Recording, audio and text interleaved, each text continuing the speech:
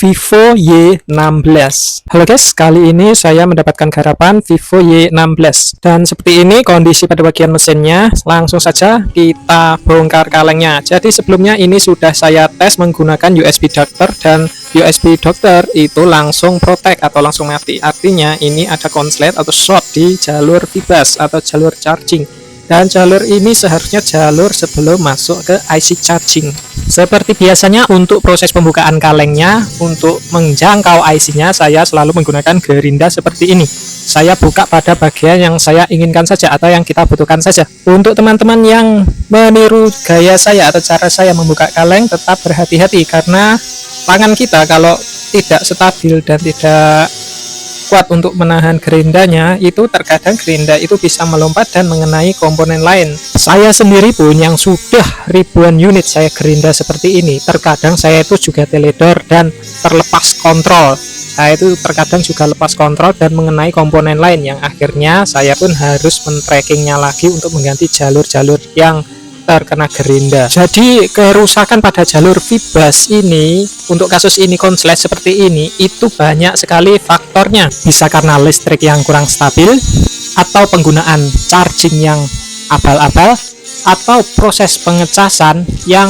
dilakukan pada colokan mobil, ataupun juga dicolokkan ke speaker aktif. Namun dari beberapa yang saya sebutkan tadi, saya mengambil kesimpulan bahwa penyebab konsletnya jalur VBus atau jalur charging sebelum masuk IC charging ini itu karena tidak stabilnya listrik yang masuk ke USB, dan dalam kasus ini ke jalur VBus, dan dampaknya pun sangat fatal. Contohnya HP ini terjadi mati total. Ya bagaimana nggak mati? Ini dicas saja USB dokternya protect yang menunjukkan HP-nya ini konslet, dan konsletnya itu di mesin. Jadi awalnya ini saya kira konslet di konektor, seperti beberapa kasus di Samsung ketika USB protect itu biasanya konektornya yang banyot. Nah setelah tak cek bagian mesin bawahnya, bautnya itu aman. Tapi setelah tak lepas fleksibel atasnya dan tak pasang lagi loh, jadi konslet lagi. Akhirnya saya ambil kesimpulan ini yang konslet jalur VBus, yang mana kita tahu VBus itu akan terhubung ke IC charging. Dan dari analisa-analisa yang sudah dilakukan di awal tadi, saya putuskan untuk mencari lokasi IC charging tersebut. Dan umumnya dan biasanya HP-HP itu sebelum IC charging ada IC pendukung atau IC proteksi atau IC OVP. Dan saya berharap untuk yang kasus ini mudah-mudahan ada IC OVP-nya, yang kalau ternyata memang ada berarti kemungkinan besar IC OVP itulah yang konslet duluan sebelum IC cas. Namun nanti setelah kita buka kaleng tidak ada IC OVP sebagai proteksinya, nanti kemungkinan besar IC charging yang akan kena imbasnya. Dan untuk sekarang mari kita fokus untuk buka kaleng. Dan entah kenapa dari tadi kaleng kok nggak terbuka-buka. Apakah saya sudah tua atau bagaimana? Karena saya sudah jengkel, saya ambil tang, saya congkel saja. Kaleng penutupnya sudah terbuka. Selanjutnya kita cek bagaimana kondisi komponen di IC charging dan komponen pendukungnya, dan itu dia ada IC yang gosong. Langsung saja kita bawa ke bawah mikroskop supaya kalian senang. Kita intip dari lubang mikroskopnya supaya kalian puas. Ini dia penampakan IC yang gosong pada mikroskop. Ya ampun, gosong.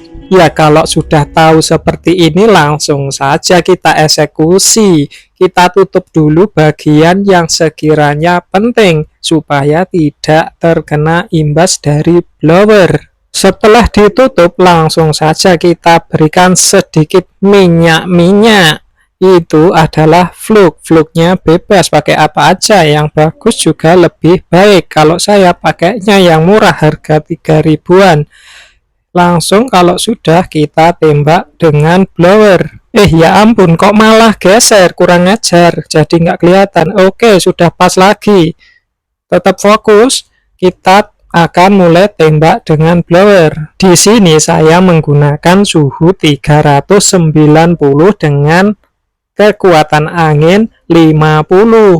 Saya tembak secara fokus pada bagian IC, kemudian tangan kanan saya memegang pinset, bersiap untuk mengangkat IC. Dan ini dia atraksinya. Dan ini juga peringatan untuk bagi yang tidak atau belum pernah melakukan, sebaiknya hati-hati. Hal ini hanya dilakukan oleh profesional. Kalau kalian bukan profesional, kemudian ingin mencobanya sendiri di rumah, ya silahkan tanggung sendiri resikonya. Mungkin kalian kalau hafal doa selamat, mudah-mudahan kalian selamat. Allahumma inna nas'aluka salamatan fitin wa afiatan fil jasati wa syadatan fil ilmi wa barakatan fil rizki wa taubatan qablal maut wa rahmatan indal maut wa maghfiratan ba'dal maut. Allahumma hawin alaina fi sakaratil maut wa najata minan nahar wal afwa indal hisab. Rabbana la tuzigh qulubana ba'da idh hadaitana wa hab lana min ladunka rahmatan innaka antal wahhab. Rabbana atina fid dunya hasanah wa fil akhirati hasanah wa qina adzabannar. Amin.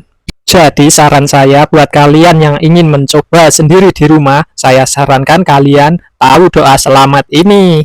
Dengan harapan apapun yang terjadi nanti kalian tetap selamat. Nah, sekarang kalau IC-nya sudah dicabut, saatnya kita tracking mana yang harus kita bypass atau kita jumper. Kita tracking terlebih dahulu jalur VBUS-nya, dia tersambung ke komponen apa, nanti kita jumper dari satu komponen ke komponen yang lain supaya HP-nya bisa dipergunakan kembali. Dan ini dia proses jumper saya. Jadi pada bagian atasnya tadi ada komponen resistor, dan resistor itu terhubung langsung dengan VBUS USB jalur ke mesin bawah. Dari ujung resistor itu saya sambung ke kapasitor. Kapasitor ini terhubung ke IC charging. Jadi intinya bagaimana kita bisa menyambungkan jalur VBUS itu hingga sampai ke IC charging, dan itulah masalah utama tadinya, yang mana VBUS itu tidak bisa masuk ke IC charging karena ada konsleting. Nah, setelah kita jumper, inilah hasilnya.